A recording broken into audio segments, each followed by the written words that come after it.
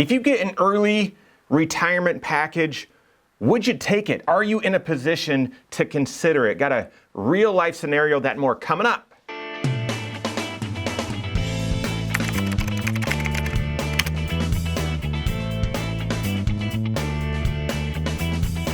My name is Mike Bernard. I'm the host of the Wise Money Show. I'm also one of the certified financial planners right here at Korhorn Financial Group. Make sure you hit that subscribe button, turn on notifications, and smash that thumbs up button. Real life scenario that, we've heard a lot of tech companies or retail that's laying employees off. We're hearing a lot of other areas are still, it's white hot and they're desperately looking for employees. Now, whether we actually officially dip into a recession that defined by the National Bureau of Economic Researchers or not, there's no question the economy has slowed from the kind of outrageous growth, explosive growth that we had 18 months ago. So in that slowing, gosh, there still seems like a great demand for workers and laborers. However, it's very possible some companies, and we're seeing this a little bit, some companies are looking at the most expensive payroll on their team, and these are the most valuable employees, most likely, the most experienced and so on.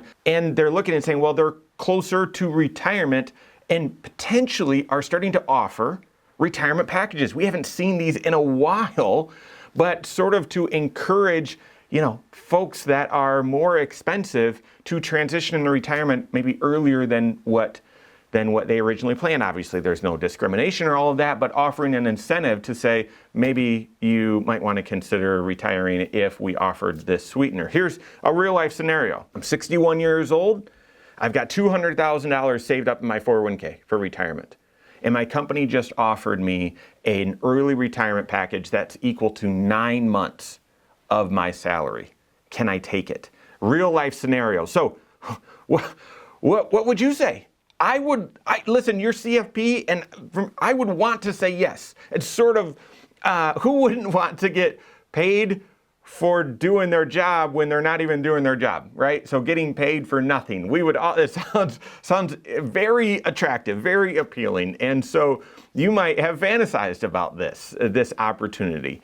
However, are you in a position to take it? Well, before we break down what you'd need to analyze and what we are analyzing, you first need to determine, and this applies to all of us, whether you think I'll never be in this scenario, or I hope to be in this scenario, or I'm a long way off.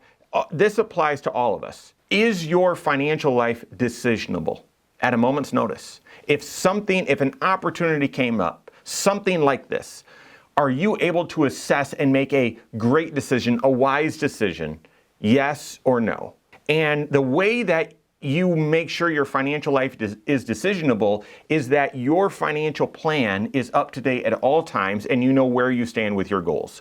So there's a lot within that. Let me break that down. Number one is your financial plan, your present financial position, and all areas of your financial life are connected and they're updated where you can look. So much of our finances are intangible these days. I've got bank accounts all over the place. I've got investment accounts at different places. I've got, my mortgage, and then I've got this loan and the credit card and blah, blah, blah. And I never see it all in one spot. Well, you need to.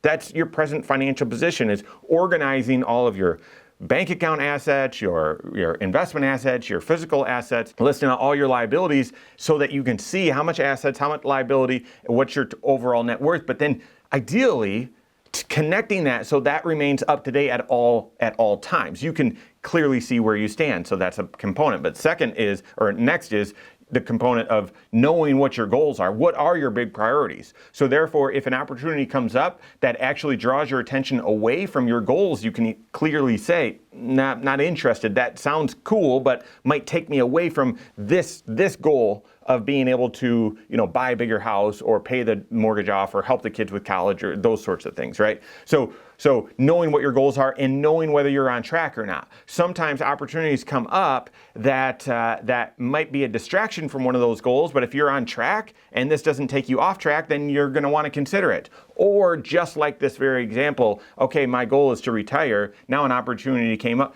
Am I on track? Am I ahead of pace? Because here's the thing.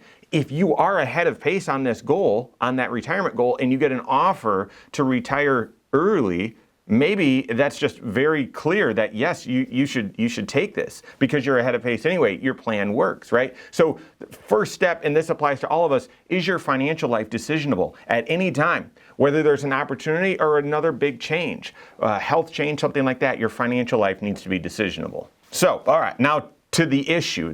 The very first thing that you need to do is then after it's making sure your financial life is decisionable, is updating your retirement plan. I mean, what this means is you're moving your retirement date up from whenever it was to 61. And then you're adding in income for 9 months that's equal to your salary. But then you're also going to influence, okay, well, what does this mean for your other line item of income in retirement, Social Security, because you're not working as long and you're going to draw Social Security early potentially. That's going to change that number, and this is going to change your expense number because retiring at 61, you're not eligible for Medicare. Maybe in this package, they're saying we'll cover your health insurance for 9 months as well, but you might need to increase the amount of expense you were expecting in your 5-factor retirement plan because now you've got to pay more for health insurance. So you've got to update your financial plan, your retirement plan, that 5-factor retirement plan that I talk about all the time. What age you're going to be done, how much are you going to spend? And that includes inflation, that includes health insurance, that includes, mortgage debt, all that sort of stuff. What are your income sources? I mentioned this buyout, that 9 months of salary, that's going to be an income source then that lasts for 9 months. But Social Security is there, and this is going to influence that. If you've got a pension, this will influence that because normally a calculation for your pension is years of service. And if you're retiring sooner, that means your years of service will be a little bit less, those sorts of things. Fourth is how much you have saved up and how much you will be saving up. This will also impact that because you're going to be saving less into your 401k because you're working less. You're going to retire sooner, so that's less time to save up in your 401k. And then lastly, what is your investment risk that you're comfortable with? So that's your 5-factor retirement plan. And essentially, as we serve clients where they get these opportunities, we simply update that 5-factor retirement plan with this new news to see, then stress testing this, can this work? Do you have enough confidence? Is your confidence rate, typically we say 85% or higher, that this plan can work and you can take this early retirement package and take this opportunity and know that you're still in good shape. I just laid out sort of the challenges, okay? And I think those might be apparent to some of you, but from a geeky standpoint, here's what you need to overcome. Number one, you'd need to overcome, well, now my retirement's going to last a little bit longer because I'm retiring sooner. Did I save up enough in advance so that my retirement can last longer? Number two, Social Security. Most people in this scenario, if you've only got $200,000 saved up, likely you're going to need to turn on Social Security immediately or very soon after you retire. And if you retire at 61, you're not eligible for Social Security yet. Okay, but I've got my salary that will continue for 9 months. Well, if that moves you to age 62 and you draw Social Security at 62, does that work in your plan? That will be, because drawing Social Security at 62, yes, you can draw it then, but it's going to be a reduced amount, right? So that's going to impact your plan. I mentioned the third big challenge, and that's going to be health insurance. Oftentimes, if you're getting this buyout package, they will also include, we're going to cover your health insurance for those 9 months, but still, sometimes they don't, but still, you then have a big gap, 3 years potentially in this scenario, between retiring and getting on Medicare. So what are you going to do for health insurance? What will the cost be? Does that fit within your overall retirement plan and cost structure, income structure, all that? And then finally, the other big challenge is that you'll then have less time to save up for retirement. So going back to the first is now your retirement's going to last longer. Do you have enough saved up? And at $200,000, it's probably going to be unlikely. But by retiring sooner, you're going to have less time to start saving. It's sort of a double-edged sword. You need a bigger balance, but you've got less time to build that bigger balance, right? So I often call that Bernard paradox there. So that's going to challenge things as well.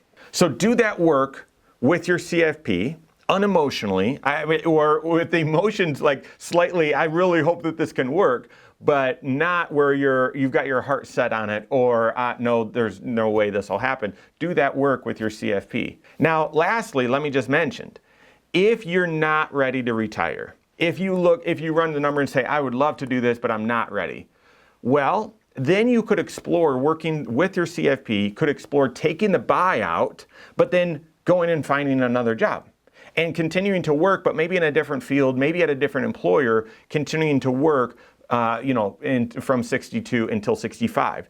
Previously, we would hear this all the time. Well, I'm going to retire from my job at 62, but I'll go find something else to do for 3 years. Hard to do. Hard to do. At this stage of life, it's hard to learn new skills. It's hard to find employers that are willing to, they know that you're not going to be with them for a long time. Therefore, the expense to train you, and then how much will they, will the return be on that training? Corporations are aware of that.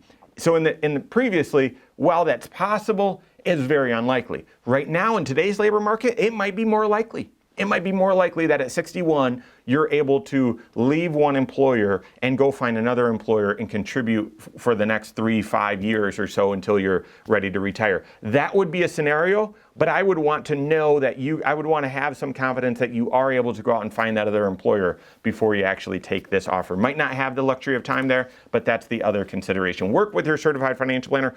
All of this is a financial planning decision, and you want to make a wise choice. Your CFP that's doing comprehensive financial planning can help. So work with them. If you don't have a CFP on your team, you can contact one on my team. Find us online, Korhorn.com. That's Korhorn with K, wisemoneyshow.com.